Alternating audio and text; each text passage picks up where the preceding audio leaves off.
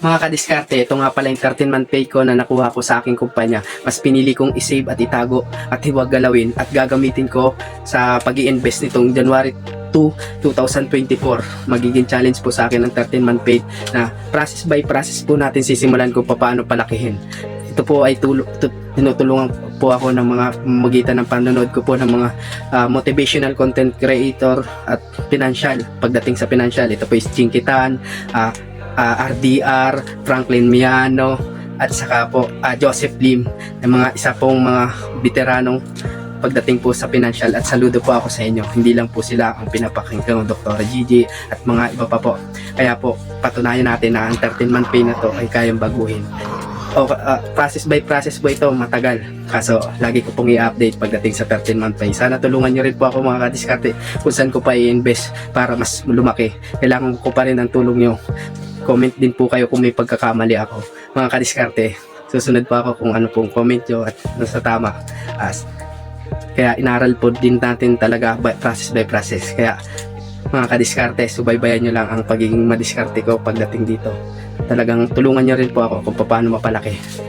Mga kadiskarte, dito ako nagsimula pagbenta. Ito rin po ang kauna-unang kong i-invest ang 13-month pay ko, at hindi po naman natin lalahatin kasi utay-utay natin, ipapakita natin process by process. Dito po ako nagsimula sa Inspired By at saka po sa MJDJ. Yan, pinapakita ko lang po kung paano ako nagsimula, at sisimulan ko po ito gamit ang 13-month pay. Hindi ko po linahat ang 13-month pay ko, bali nag-invest lang po ako ng 30 pieces na nagkakalagang 3,450 sa Inspired By, saka MJDJ naman po na nagkakalaga po ng 1,200. Yan, 'di ba mga kadiskarte?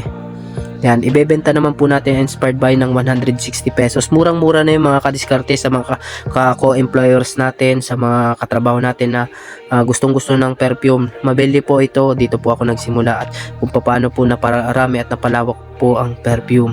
Yan mga kadiskarte, sisimulan ko ang magbenta sa aking mga katrabaho na kung paano po nagsimula ako. Yan mga kadiskarte, at bukas na bukas ay magbebenta na po tayo.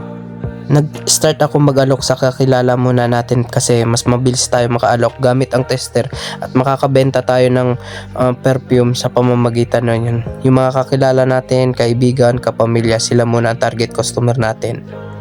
Pangalawa naman mga kadiskarte, nag-invest naman po ako sa pagpapahiram ng pera. Ito po yung nangangailangan. Hindi po tayo nanggigipit, murang-mura lang po ang bigayan po natin mga kadiskarte, at hindi po tayo nagpapatubo ng malaki mga kadiskarte. Syempre gusto ko rin makasigurado, kaya kinuha ko ang ATM niya para makasure ako na makakabalik ng maayos yung pera ko. Joke lang.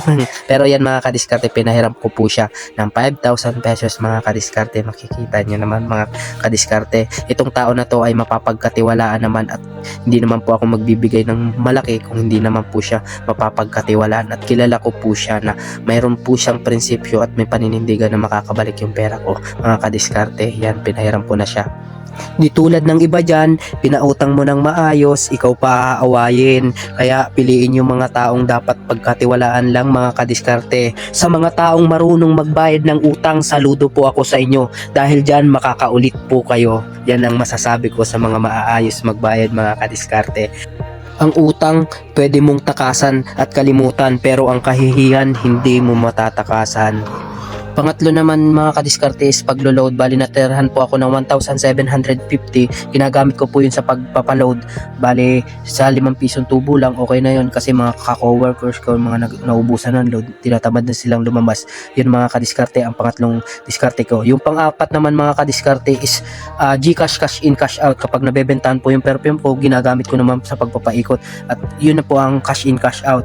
Natumutubo akong 20 pesos, 10, depende po sa laki ng kinakash out nila. At yung binebenta ko po, yun po yung ginagamit ko sa pagpapa cash in, cash out. Yun ang pang-apat ko namang in-invest mga kadiskarte. So baybayan nyo sa susunod na cut-off kung paano lumaki ito. Papakita ko naman yan mga kadiskarte every 15 days. Kaya mga kadiskarte, pagdating sa pera, dapat tayong madiskarte. Yan mga kadiskarte, nakagawa tayo ng 4 na pag-i-invest sa pamamagitan lang ng 13-month pay. Basta diskarte ang usapan, ito po si Makadiskarte.